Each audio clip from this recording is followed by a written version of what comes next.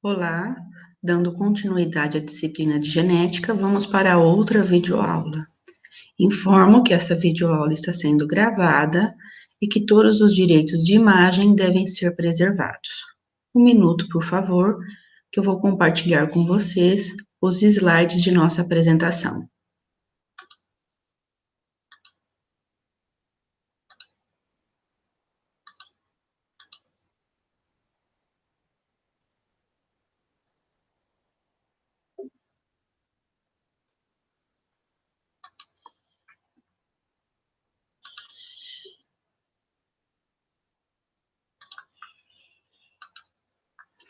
Na aula de hoje, nós vamos abordar o tema anomalia dos cromossomos sexuais. Lembrando que essa videoaula será dividida em duas partes. Na primeira videoaula, nós veremos a síndrome de Turner e na segunda videoaula, as síndromes de Klinefelter, triplo X e duplo Y. Inicialmente, nós vamos recordar os cromossomos sexuais.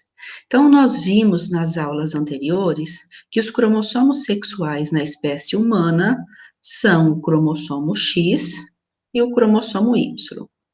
Esses cromossomos, como nós podemos notar claramente nessa imagem, eles diferem quanto ao tamanho, quanto à forma, quanto à posição do centrômero e quanto ao conteúdo gênico.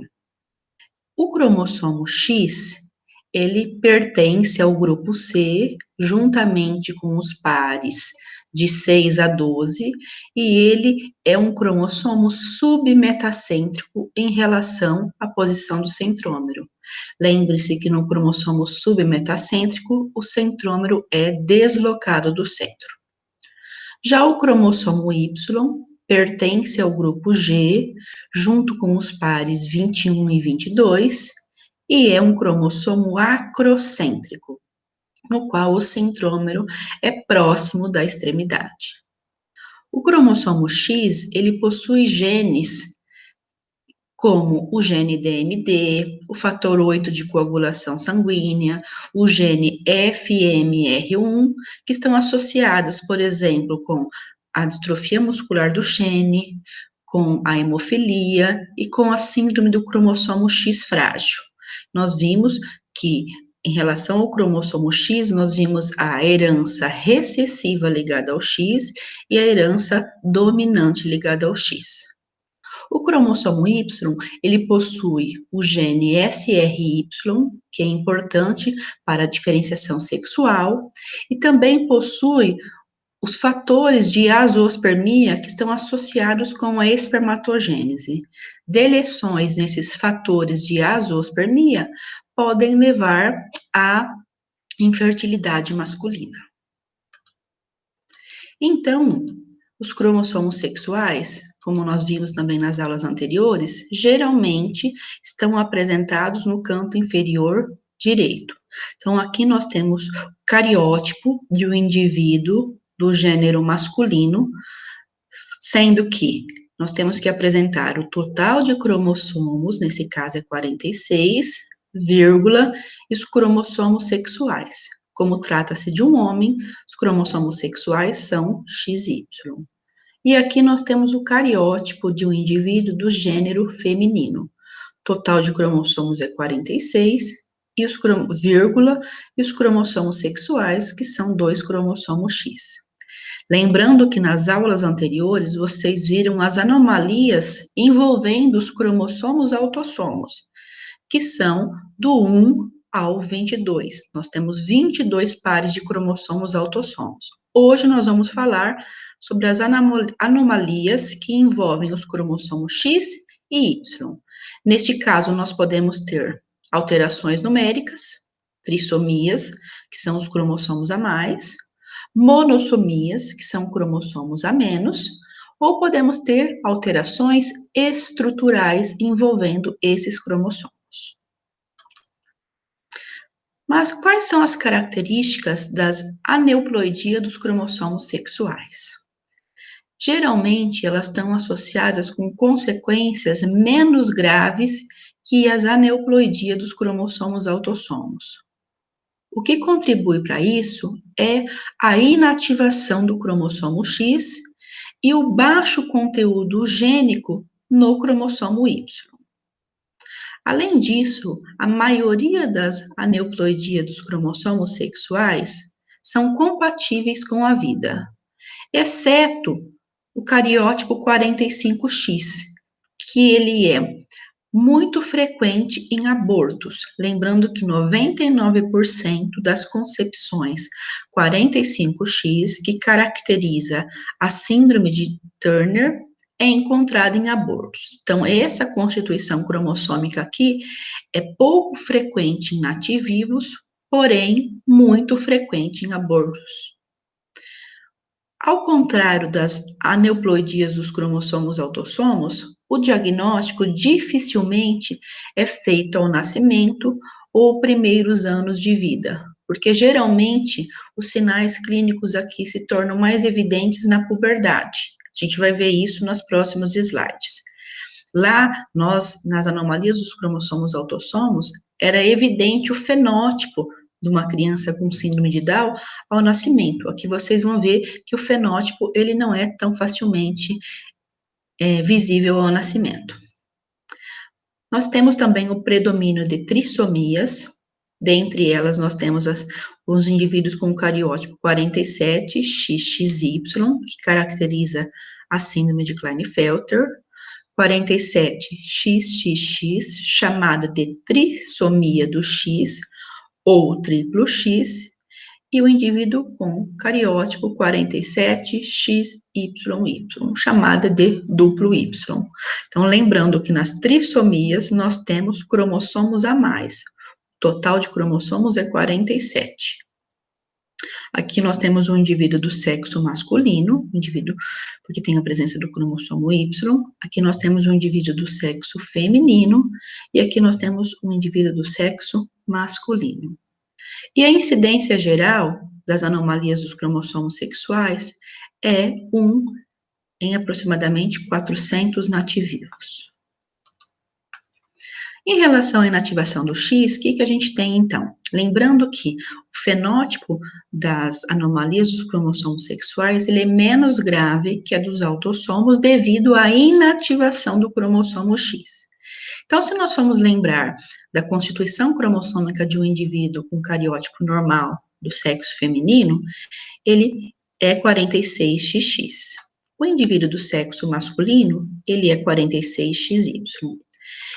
Podemos ver, então, que o indivíduo do sexo feminino tem 2 cromossomos X, e o indivíduo do sexo masculino, apenas 1.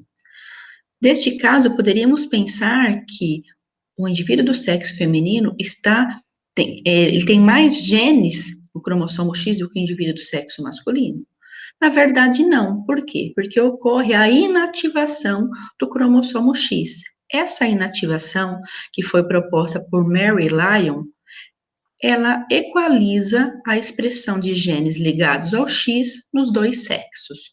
Então, os cromossomos X excedentes, eles são inativados. E esses cromossomos inativados, eles aparecem citologicamente, como vocês podem ver aqui nessa figura, como uma massa heterocromática na intérfase. Então, vamos entender melhor a inativação do cromossomo X nesse slide. Então, imagine que nós temos aqui um indivíduo 46XY e um indivíduo 47XYY. Como esse indivíduo tem apenas um cromossomo X, esse cromossomo X está ativo. Já nessa outra situação aqui, 47XXY ou 48XXYY, nós temos esses indivíduos com 2 cromossomos X. O que isso significa? Que um X vai estar ativo e o outro inativo. Nessa outra situação, esses indivíduos têm 3 cromossomos X. Consequentemente, apenas um será ativo e os outros 2 serão inativos. Nessa situação aqui, nós temos o indivíduo 49XXXY, ele tem 4 cromossomos X, apenas um ativo e 3 inativos. Em relação ao sexo feminino, se eu for pensar numa constituição cromossômica 45X, esse único X presente está ativo. No indivíduo com cariótipo normal do sexo feminino, um X estará ativo e o outro inativo. No indivíduo com cariótipo 47XXX, nós temos 3 cromossomos X, consequentemente, um ativo e 2 inativos. Na tetrassomia do X, que é o indivíduo 49XXXX, como nós temos 4 cromossomos X, um está ativo e 3 inativos. E na pentassomia do X, 49XXXXX, nós temos 5 cromossomos X, sendo um ativo e 4 inativos, que é o que nós podemos observar aqui nessa figura.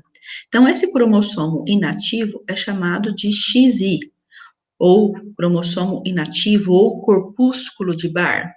Nesse caso, no indivíduo do sexo feminino com cariótipo normal, nós temos aqui apresentado o cromossomo X inativo. No indivíduo com triplo X, nós temos um ativo e aqui nós temos os 2 cromossomos X inativos como massas heterocromáticas visíveis na intérfase. Na tetrassomia do X, nós temos 3 cromossomos inativos, apenas um ativo, e na pentassomia do X, o número de cromossomos inativos é 4. Então, nós temos aqui 1, 2, 3, 4 cromossomos X inativos. Então, isso ocorre para que a inativação do X tem por finalidade equalizar a expressão de genes ligados ao X nos 2 sexos. No entanto, essa inativação, ela não é total. Existem alguns genes que escapam da inativação. E esses genes que escapam da inativação, eles secretam produtos gênicos que conferem ao indivíduo um fenótipo característico. Além disso, essa inativação, ela não é tão aleatória assim. Por quê? Vamos supor que eu tenho um indivíduo que tem uma alteração cromossômica estrutural envolvendo o cromossomo X. Neste caso, se eu tenho um indivíduo com cromossomo X normal e o outro, por exemplo, na forma de anel, existe uma preferência para que o cromossomo em anel seja inativado, como um mecanismo de seleção natural, prevenindo a formação de gametas não balanceados. Então, a primeira síndrome que nós vamos abordar na aula de hoje é a síndrome de Turner. A síndrome de Turner, ela foi descrita pela primeira vez em 1938 por Henry Turner. É uma condição que afeta indivíduos do sexo feminino com uma incidência de 1 a cada 2.500 nascimentos. Quais são as características clínicas observadas nas meninas com síndrome de Turner?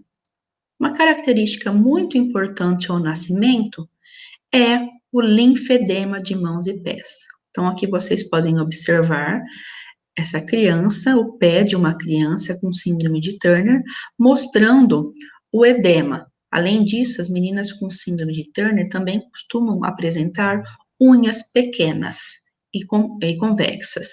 Tá? Então, esse sinal clínico é muito importante ao nascimento para se estabelecer uma suspeita diagnóstica de síndrome de Turner. No entanto, existem alguns artigos da literatura mostrando que esse sinal clínico ele não foi valorizado ao nascimento, o que fez com que as meninas com síndrome de Turner fossem diagnosticadas mais tardiamente. Então, é importante que os neonatologistas, os pediatras, os enfermeiros que atuam nessa área materno-infantil, que fiquem atentos para esse sinal clínico ao nascimento, que isso permite o diagnóstico precoce da síndrome de Turner. Outras características da síndrome de Turner incluem pescoço alado. Vocês podem ver aqui essa menina que tem o pescoço curto e alado, com esse excesso de pele aqui no pescoço. Elas apresentam também baixa implantação dos cabelos, mamilos espaçados, isso recebe o nome de hipertelorismo mamário. São meninas que têm inteligência normal, elas não têm nenhum comprometimento intelectual, que fique bem claro isso, então são meninas com inteligência normal. Elas apresentam baixa estatura, e essa baixa estatura, ela é bastante evidente na infância. Então, esse sinal clínico, ele está grifado porque é um dos principais sinais clínicos da síndrome de Turner. Tanto que baixa estatura isolado é suficiente para solicitação do exame do cariótipo em meninas, para confirmar ou excluir a hipótese diagnóstica de síndrome de Turner. Essa baixa estatura, ela está associada com o gene CHOX. A haploinsuficiência desse gene é responsável pela baixa estatura. A gente vai ver mais para frente que nos indivíduos que têm, por exemplo, triplo X, nós temos uma superexpressão desse gene. E nesses casos, a superexpressão do gene leva à alta estatura. Aqui, a haploinsuficiência do gene causa baixa estatura. Devido a essa baixa estatura, essas pacientes geralmente fazem um tratamento com GH, que é o hormônio de crescimento. Esse tratamento, ele é feito geralmente na infância, ele aumenta em cerca de 8 a 10 centímetros a estatura final. As meninas também apresentam um infantilismo sexual bastante evidente, e aqui vocês podem notar também a face triangular. Além disso, elas apresentam tórax largo em forma de barril, a digenesia ovariana, né, ou seja, a gônadas em fita, por isso elas apresentam amenorreia, que é a ausência de menstruação, e infertilidade. Via de regra, as pacientes com síndrome de Turner são inférteis. A maioria é infértil, não são todas. Nós vamos falar com mais detalhes sobre a infertilidade na síndrome de Turner nos próximos slides. Não ocorre o desenvolvimento das características sexuais secundárias, então o infantilismo sexual é bastante evidente. Elas podem apresentar problemas cardíacos, como coartação da aorta, presente em cerca de 15 a 30% das pacientes, e válvula aorta bicúspide, presente em 50% das pacientes. Também podem apresentar anomalias renais em 50% dos casos. Tratamento, além do tratamento com hormônio de crescimento que é feito na infância, na adolescência, essas meninas fazem um tratamento com estrógeno e progesterona, visando acentuar as características sexuais secundárias que são pouco desenvolvidas. Bom, então nós falamos até agora sobre as características da síndrome de Turner. O que é importante a gente frisar? Que na síndrome de Turner nós temos uma variabilidade fenotípica muito grande.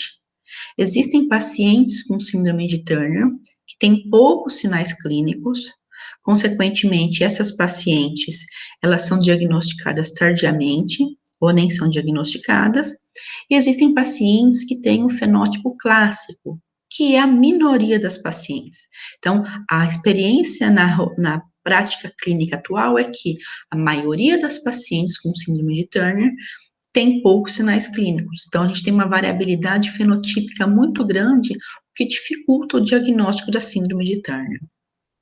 Em relação à etiologia da síndrome de Turner, a gente vai ver que ela é causada por uma ausência completa ou parcial do cromossomo X. Se nós formos falar de uma ausência completa, a gente vai ver que o cariótipo mais frequente é o 45X. Então, como nós podemos observar nessa figura, aqui nós temos uma paciente com apenas uma cópia do cromossomo sexual X. Lembrando que a única monossomia de cromossomo inteiro compatível com a vida é a síndrome de Turner. E nós vimos previamente que cerca de 99% dos conceptos 45X, eles são abortados. Não existe monossomia de cromossomo autossomo. A monossomia de cromossomo autossomo, ela é letal.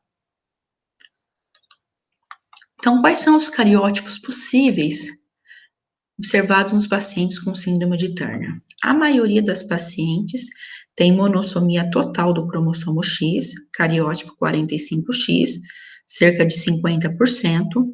Nós podemos ter indivíduos mosaicos, como vocês podem observar aqui, o mosaico é representado por essa barra. Então, essa paciente tem uma linhagem com monossomia total do cromossomo X e uma linhagem com constituição cromossômica normal, isso em 20% dos casos. Nós temos 15% dos casos com uma alteração estrutural. Lembrem-se que I significa isocromossomo. Então, essa menina tem um cromossomo X normal e o outro cromossomo X está na forma de isocromossomo do braço longo do cromossomo X. Nós podemos ter em 5% dos casos cromossomo em anel. Então, lembrem-se que um cromossomo X está normal, o outro cromossomo X está na forma de anel, ou seja, ele perdeu as extremidades e formou uma estrutura circular chamada anel. Então, aqui, nesses dois casos, a gente tem uma monossomia parcial do cromossomo X. Nós podemos ter também a deleção, presente em 5% dos casos, e também outras constituições cromossômicas. Bom, é muito frequente vocês encontrarem em alguns livros mais antigos, ou até mesmo na literatura recente, essa denominação aqui, 45X0. Então, observem que aqui eu trouxe para vocês um relato de caso que foi publicado recentemente, em 2019, no qual, no abstract, que é a versão em inglês do resumo, ele coloca aqui, ó, síndrome de Turner foi diagnosticada com constituição cromossômica 45X0 ou XO. Essa nomenclatura, ela está errada. Por quê? Porque nós vimos que não existe cromossomo O ou cromossomo 0. Então, toda vez que vocês observarem essa nomenclatura 45X0, ela está errada. A nomenclatura correta para a síndrome de Turner é 45X. Por quê? Não existe cromossomo O ou cromossomo 0. Então, se atentem para esse detalhe extremamente importante. Aqui nós temos alguns, eu vou mostrar para vocês agora o cariótipo variante, né, na síndrome de Turner. Nesse caso aqui, nós temos uma menina que apresenta trissomia do cromossomo 21 e um cromossomo X em anel.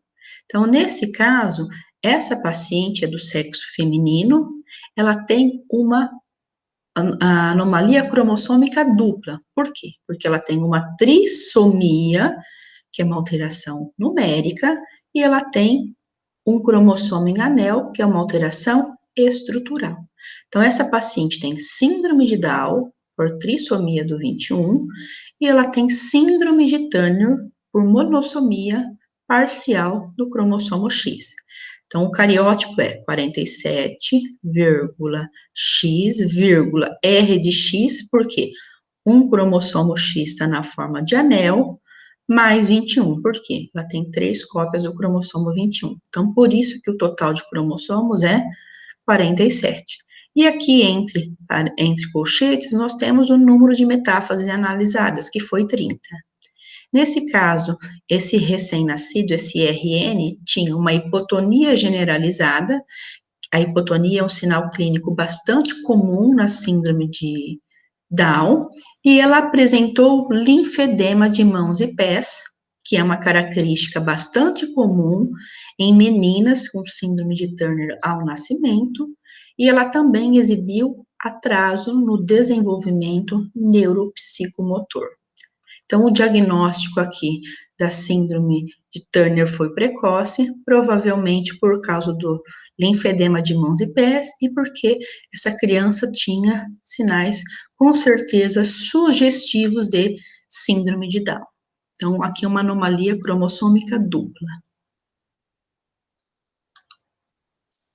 Aqui nós temos um outro trabalho que foi realizado no Brasil no ano de 2010, mas ele traz algumas informações bastante interessantes. Então, o título é Diagnóstico da Síndrome de Turner.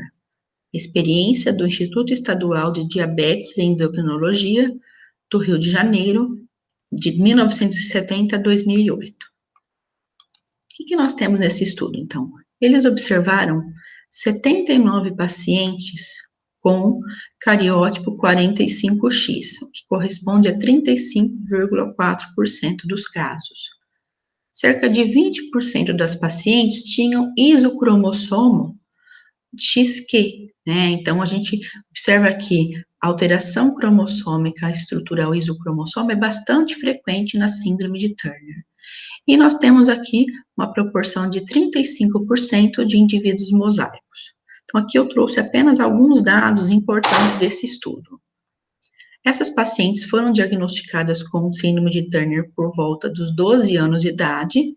Então, o que acontece? Nós temos, devido à variabilidade fenotípica na síndrome de Turner, a gente tem uma idade de diagnóstico atrasada. E isso é ruim porque interfere diretamente no tratamento. Cerca de 11% das meninas foram diagnosticadas com síndrome de Turner na lactância, 25,3% na infância, 51,1% na adolescência e 12,4% na fase adulta. Geralmente, aqui no diagnóstico na infância e na adolescência, está associado na infância geralmente com a baixa estatura e na adolescência com o infantilismo sexual, tá? Além disso, observem que aqui, os sinais que levaram à suspeita diagnóstica na lactância foram o pescoço salado e o linfedema congênito de mãos e pés. Já na infância e adolescência, nesse caso, na infância e na adolescência, foi a baixa estatura. Por isso que eu disse para vocês que a baixa estatura, ela é um sinal clínico bastante importante para a suspeita diagnóstica de síndrome de Turner. E o diagnóstico da síndrome de Turner, a conclusão desse estudo mostra que ele é desnecessariamente atrasado, levando em consideração que algumas características típicas podem estar presentes desde o nascimento.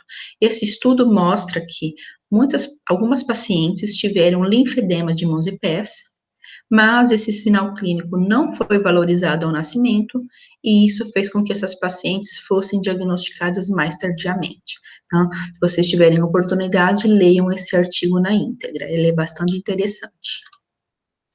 Nós vamos abordar agora um pouco informações sobre a fertilidade na síndrome de Turner. Esse trabalho, publicado em 2011, ele mostra que 87,7% das pacientes com síndrome de Turner não possuem filhos. Como vocês podem ver aqui nesse gráfico de pizza na cor azul. Apenas 12,3% têm filhos. Dentre essas que tiveram filhos, 9,1% das pacientes com síndrome de Turner, para que pudessem ter filhos, elas recorreram à adoção. 1,4%, aqui mostrado em verde, tiveram gravidez espontânea, 1,4% recorreram às técnicas de reprodução assistida para ter filhos, e 0,4% ou tiveram filho espontaneamente e recorreram também a técnicas de reprodução assistida. Aqui nós temos um outro trabalho, que foi publicado mais recentemente, em 2016, foi conduzido por Bernard e colaboradores, e eles avaliaram 480 mulheres com síndrome de Turner. Dessas 480, apenas 27 tiveram gravidez espontânea. SP significa gravidez espontânea, que corresponde a uma frequência de 5,6%. Dessas 27 pacientes, 12 delas tiveram uma gravidez espontânea, 8 tiveram 2, 5 tiveram 3 gravidezes espontâneas, e uma teve 4 gravidezes espontâneas, e uma também teve 5 gravidez espontânea. Então, vocês podem ver que nesse estudo, a frequência de gravidez espontânea foi de cerca de 5%. Esse mesmo estudo coloca aqui algumas características dessas 480 pacientes com síndrome de Turner. Observem que a idade ao diagnóstico foi por volta de 10 anos de idade. Essas pacientes tinham uma estatura de cerca de 150 centímetros, tá? E aqui nós temos os cariótipos encontrados nessas pacientes. Observem que o cariótipo mais frequente foi o cariótipo monossômico, a monossomia total, cariótipo 45X, aqui com 37,7%. Depois nós tivemos o mosaicismo, cerca de 27%. Aqui nós também tivemos o cromossomo em anel, isocromossomo e outros cariótipos. E aqui mais abaixo nessa tabela, nós temos as comorbidades. Então, algumas pacientes exibiram hipertensão arterial, outras diabetes, outras dilatação da aorta.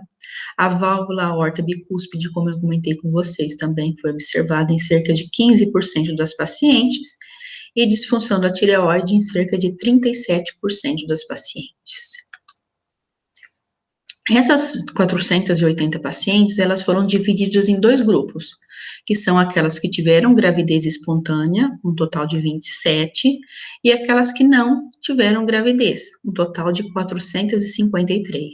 Então, nessa tabela, ele compara esses 2 grupos, quanto à idade de diagnóstico, quanto ao cariótipo, né, e observem aqui que se vocês forem anotar nessa tabela aqui, desculpa, vocês podem ver que a maioria das pacientes com síndrome de Turner que tiveram gravidez espontânea tinham um cariótipo mosaico. Cerca de 70% delas tinham cariótipo mosaico. Mas nós também tivemos pacientes com síndrome de Turner com gravidez espontânea com cariótipo 45X. Só para ilustrar o que nós falamos previamente. Aqui nós temos um outro trabalho também de revisão que comenta a gravidez espontânea na síndrome de Turner. Então, nesse trabalho aqui, nós temos aqui essa tabela que apresenta a caracterização dos estudos inclusos nessa revisão bibliográfica. Então, observe que aqui na primeira coluna nós temos os estudos, na segunda coluna nós temos o cariótipo da paciente com síndrome de Turner, a idade que ela foi diagnosticada com síndrome de Turner, a idade no qual ela teve a gravidez espontânea, o número de gravidezes espontâneas que ela teve e qual foi o desfecho da gravidez. Então, observem que aqui, nessa primeira linha, as 2 pacientes que tiveram gravidez espontânea eram com cariótipo 45X. Uma delas foi diagnosticada com 10 anos, outra com 7 anos. A gravidez aqui, em uma delas ocorreu aos 28 anos de idade e na outra com 23 anos de idade. Cada uma teve 2 gravidezes espontâneas. No caso da primeira, ela teve 2 meninos saudáveis e a segunda teve uma menina e um menino com cariótipos normais. Já nesse outro estudo aqui, de 2011, nós tivemos um total de 82 gravidezes espontâneas. Só que nós tivemos 37 crianças nascidas, 37 abortos espontâneos e 8 abortos legais. Então, observem que o número de abortos, ele é bastante alto, tá? Aqui embaixo nós temos também alguns relatos de caso, por exemplo, nessa última situação aqui, na última linha desta tabela, nós temos uma paciente 45X, 47XX mais 21, 46XX. Então, essa paciente é mosaico, ela tem síndrome de Turner, monossomia total do cromossomo X, ela tem síndrome de Down por trissomia do cromossomo 21 e ela tem um cariótipo normal. Então, ela é mosaico com 3 populações de células diferentes. Ela foi diagnosticada com síndrome de Turner aos 30 anos de idade. E ela teve 2 gravidezes. Essas 2 gravidezes resultou no nascimento de 2 crianças com síndrome de Down. Tá? Então, aqui só para vocês terem uma ideia, né, dos estudos que falam sobre a fertilidade nas pacientes com síndrome de Turner. E qual é o desfecho da gravidez. Aqui nós temos um trabalho também, que vocês já tiveram acesso a esse trabalho do Carneiro, 2019, no qual eles realizaram análises citogenéticas lá no Laboratório de Genética Médica do Hospital Universitário de Salvador. Tá? Então, nesse trabalho, eles observaram cerca de 22,5% aproximadamente de alterações envolvendo os cromossomos sexuais. Então, observem que, envolvendo os cromossomos sexuais, nós tivemos um predomínio de síndrome de Turner em cerca de 18,6% dos pacientes. Aí, observem que as outras alterações, a gente tem uma frequência muito menor, né? Então, aqui nós temos as trissomias autossômicas, responsáveis por 64% das alterações, as envolvendo os cromossomos sexuais, cerca de 22%, e as alterações estruturais, cerca de 13%. Nós vamos focar agora nas anomalias dos cromossomos sexuais em relação à síndrome de Turner, que é o assunto dessa nossa videoaula. Então, aqui, em relação à síndrome de Turner, nós observamos uma frequência de 51,25% de pacientes com síndrome de Turner devido à monossomia de X. Depois nós tivemos uma frequência de cerca de 40% de indivíduos mosaicos, sendo que o mais comum foi o cariótipo 45X/46XX. Aqui, 18 pacientes tiveram esse cariótipo. Nós também tivemos indivíduos com cromossomo marcador, que é um cromossomo a mais presente nesse cariótipo de origem indefinida, e nós tivemos aqui 13 pacientes que tiveram cariótipo mosaico associado com isocromossomo. Em relação às alterações estruturais, nós observamos aqui cerca de 8,75% de alterações estruturais, sendo que a mais frequente é o isocromossomo do braço longo do cromossomo X, presente em 8 pacientes. Então, vocês notem aqui que o cariótipo mais frequente costuma ser o cariótipo 45X, seguido pelo mosaico, e quando nos referimos às alterações estruturais, a mais frequente na síndrome de Turner é o isocromossomo. Aqui, então, nós temos os livros que foram utilizados na elaboração dessa videoaula. Então, o que nós tínhamos que ver em relação a esse assunto era isso, né? A gente vai abordar nas próximas aulas as outras anomalias dos cromossomos sexuais. Obrigada e até breve.